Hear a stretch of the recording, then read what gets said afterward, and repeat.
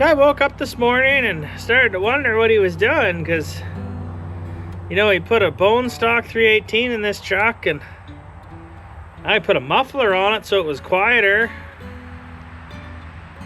And now we're doing something entirely pedestrian and fixing loose wheel bearings. Here's the deal. The old winter beater Mustang needs a break.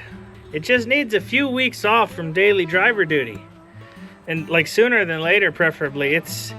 It's all out of power steering. It's got a wicked exhaust leak. There's a big clunk from the front end I haven't figured out yet. It also desperately needs a clutch, second gear synchros, and a driver's seat. Not to mention the rust is getting kind of embarrassing, and I'm tired of driving a pink car. Basically, it needs to be laid up for a little while. In order for me to do that, I needed something else to daily drive. And we could have drove the white auction truck, which, despite the fact that it's ugly, has a great sounding exhaust and a lumpy camshaft that makes me smile every time. because I do actually still quite enjoy that truck, but then I'd be down to one. I didn't want to be down to one, so this is gonna be new daily driver for a while. That's just how it is, which kind of makes me excited. Like, why shouldn't I daily drive it? It's got a production style turbocharger from a diesel engine that's meant to go for millions of miles. It's got a bone stock 318 that it doesn't even have a camshaft to wear out in it. It's just got the stock one. Not that you can't wear a stock one out, but you know what I mean. Everything's pretty much factory. Like, why wouldn't I drive it every day? Just, I couldn't think of a reason. So we're trying to make it daily drivable. And in that process, well, now we're doing wheel bearings because they felt a little bit on the loosey-goosey side. We don't want to end up like old Rich Guido, have a wheel bearing come apart on us, because that looked like a bad day. Not that that was caused by a loose one, but, you know, we better just have a peek while it's fresh in our mind. Now, you probably won't even be able to hear what's happening here, but if you go like this, and you hear some wiggle, and then you go like this, and there's still some wiggle, and you crawl underneath and look at the same time as you wiggle, or get a buddy to wiggle, you can sort of see where it's coming from. And in this particular case, it is very much, the wheel is wiggling and the spindle is not wiggling. And that tends to mean wheel bearing's loose, which isn't a huge surprise. Sometimes they get loose. Sometimes they weren't set tight enough to begin with. I've done that a few times, just not quite tight enough to begin with. So we're gonna yank them both apart, snug them up, have them make sure, maybe give them a shot of fresh grease if they need it, maybe put bearings in if it needs it. That's where we're at this morning.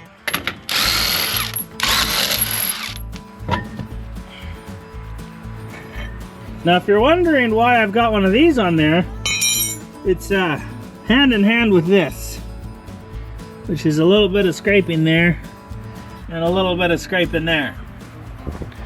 But with the addition of a spacer, it doesn't scrape anymore. Now we get the brakes off.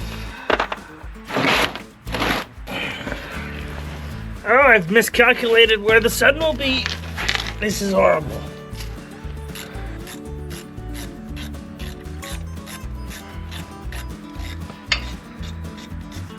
Oh, what are you doing here, buddy?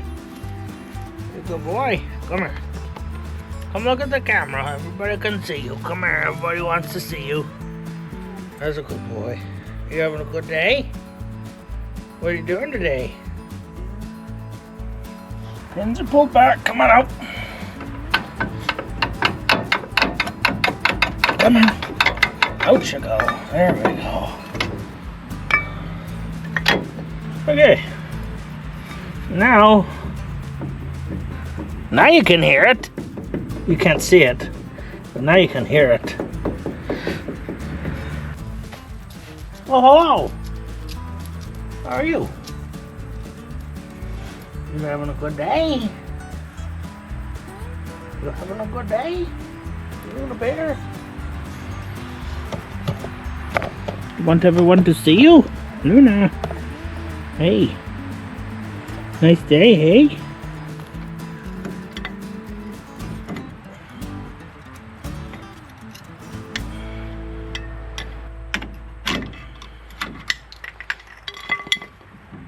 Now all we do is pull the cotter pin out, pull this thing off, and out she comes.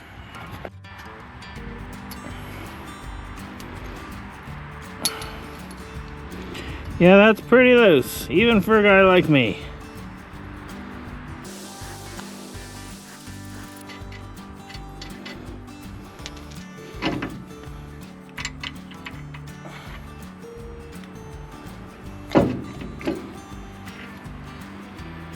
Boy, these are little bearings, eh?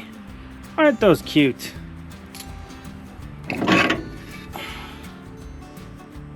Well, at least I wasn't short of grease.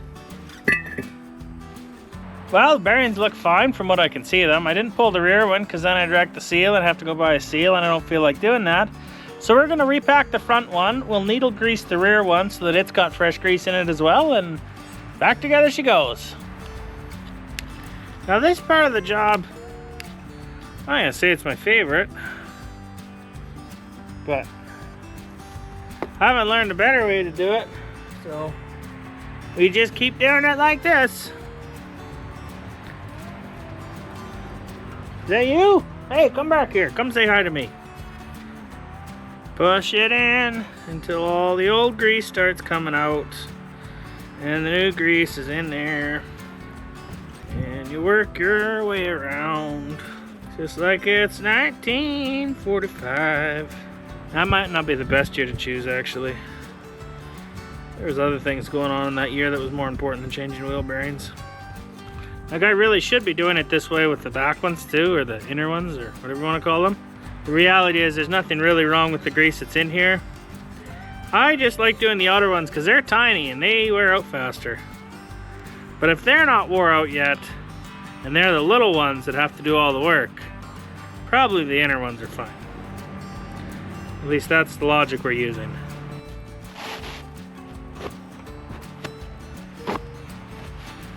Now, I'll be honest with you, I'm usually not fancy enough for these blue shop towels. I just use rags or cut up t-shirts or whatever I got, but Brother Steve was over a while back and I stole them out of his truck and never gave them back, so old possessions, 9/10 of the law.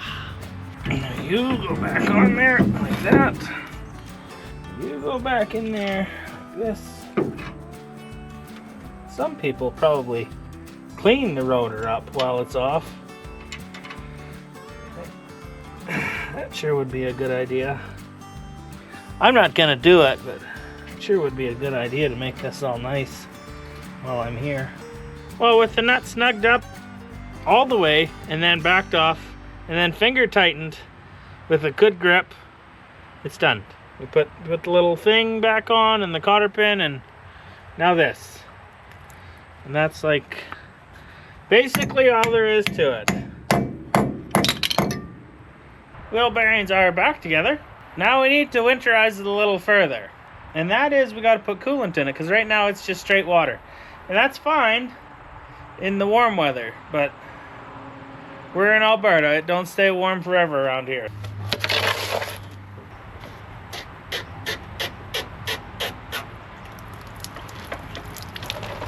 I'm missing some gross looking water right there. I think I need a bigger drain pan. On the plus side, it's just water. That was a good choice of my drain pan right there. That made sense, right? I've done dumber things. Now right here what we have is the finest coolant you can get from my local farm store. UFA, United Farmers of Alberta. Proud member since 2004. Approximately. Something like that. Now you can tell this is the good stuff by how green it is. And how it says it's really bad for you. Not to drink it. That means it won't freeze. But don't leave it open around your pets, because I tell you, they might think it tastes good. Now we just run it for a while, let it get warm, and pump up the coolant as required. Now our next little situation is this one right here. Now this is actually the passenger side seat belt. And it's obviously on the wrong side. That happened during the fire of 2017 when I was welding rocker panels in on the other side, and well, I caught this on fire.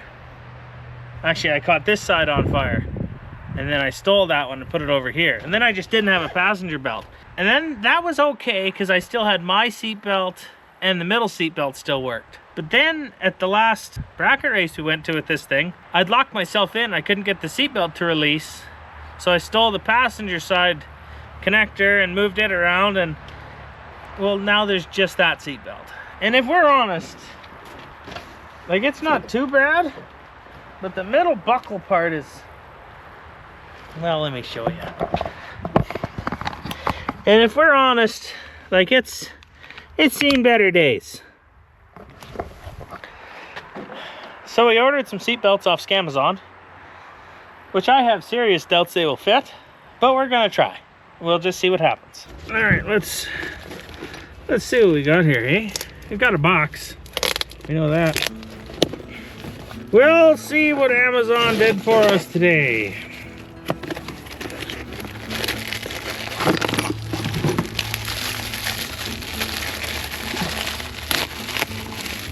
So we've got one of these, which mostly I'm hopeful is long enough. It doesn't have the plastic molding anymore, but that's okay. We can live without that. We got a bunch of hardware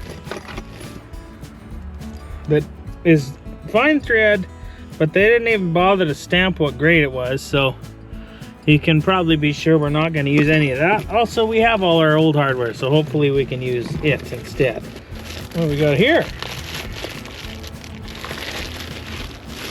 We got a retractor, and we got the upper belt deal. That's, oh, yeah, it seems to work.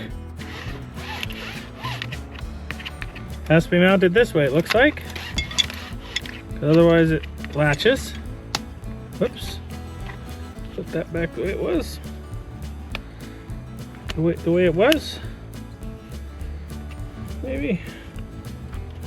Oh, that's fine.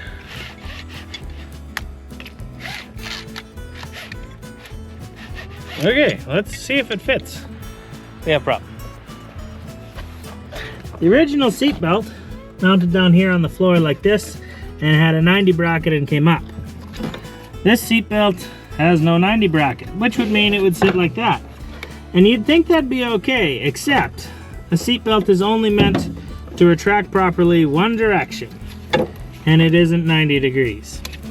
So we need to come up with a solution to mount this like this so it sort of sits like the old one. Now, being that it's a seat belt, I don't think I should weld to that bracket. So we're going to work on a different idea for a few minutes, and I'll try and think of something that requires no modification to the seat belt whatsoever, and we'll be safe. I think that's the best choice.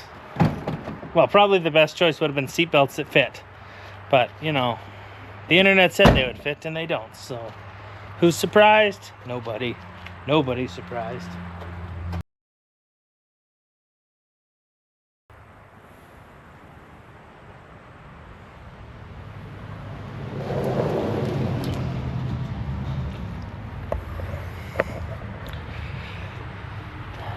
So we took an evening to think about the seatbelt scenario, try and figure out a at least semi-responsible course of action, because you know, you don't want to put seatbelts in that are intended to be a life-saving device and make them not work. I'll show you what we came up with.